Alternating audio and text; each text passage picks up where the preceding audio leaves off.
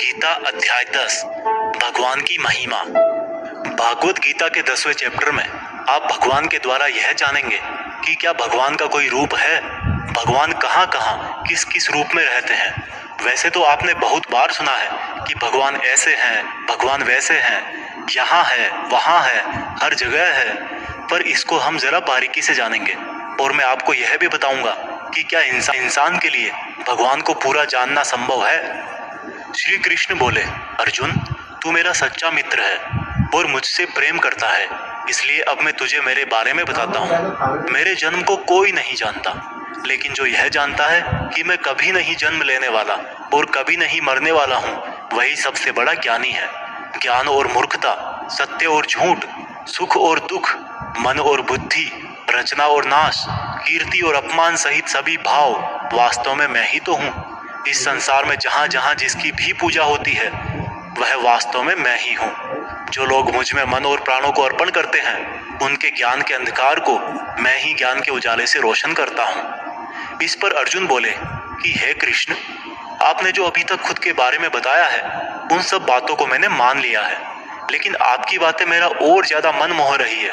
हालांकि आप ही खुद को पूरी तरह से जानते हैं, लेकिन फिर भी मैं आपको किस तरह से मानूं और अपनी शक्तियों और महिमाओं के बारे में भी बताइए। इस पर श्री कृष्ण बोले कि अर्जुन, वैसे तो मेरे विस्तार का कोई अंत नहीं है, लेकिन फिर भी मेरी जो भी जानकारी तेरे लिए जानना जरूरी है उससे मैं तुझे बताऊंगा। अर्जुन, सभी समय मुझसे ही बने हैं, भूत, वर्तमान और भविष्य भी मैं ही हूँ। मैं ही विष्णु, सूर्य और चंद्रमा हूँ। वेदों में सामवेद, देवों में इंद्र और इंद्रियों में मन, जीवों में आत्मा, पर्वतों में सुमेर, रुद्रों में शंकर, वसुओं में अग्नि और धन दौलत में कुबेर भी मैं ही हूँ।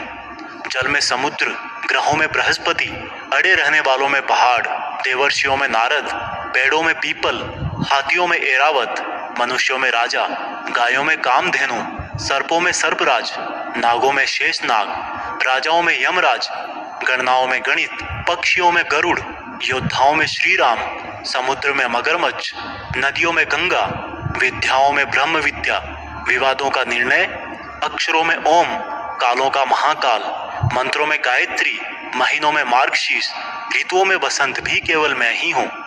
छलों का जुआ, जीतने वालों की विजय, निश्चय करने वालों का निश्चय और भक्त पुरुषों की भक्ति भी मैं ही हूँ। वृष्णवंशियों में कृष्ण यानी कि स्वयं मैं, पांडवों में अर्जुन यानी कि तू, मुनियों में वेदव्यास और कवियों में शुक्राचार्य भी मैं ही हूँ। जीतने वालों की रणनीति और रहस्य रखने वालों का मौन भी मैं ही हूँ। हे अर्जुन, इस ब्रह्मांड में जितना भी जाना और अनजाना है वह सब मैं ही हूँ और मेरा कोई अंत नहीं है। इसलिए हे अर्जुन, मुझे पूरा जानना तेरे लिए किसी काम का नहीं है।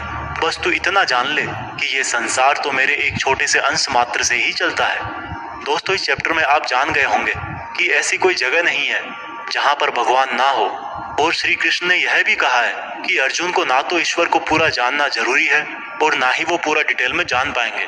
दोस्तों, इसको आप अपनी लाइफ में इस तरह से रिलेट करो कि जैसे भगवान ने कहा कि मैं अनंत हूँ और तू उतना ही जान जितना तेरे लिए जरूरी है। ठीक उसी प्रकार से आपको भी अपनी लाइफ में उन चीजों में अपनी एनर्जी और टाइम वेस्ट नहीं करना चाहिए जिनको जानना आपके लिए जरूरी नहीं होता। सिर्फ आप इतना ध्यान रखें कि ऐसा कौन सा नॉलेज है जो आपको अपनी मंजिल तक पहुंचाएगा।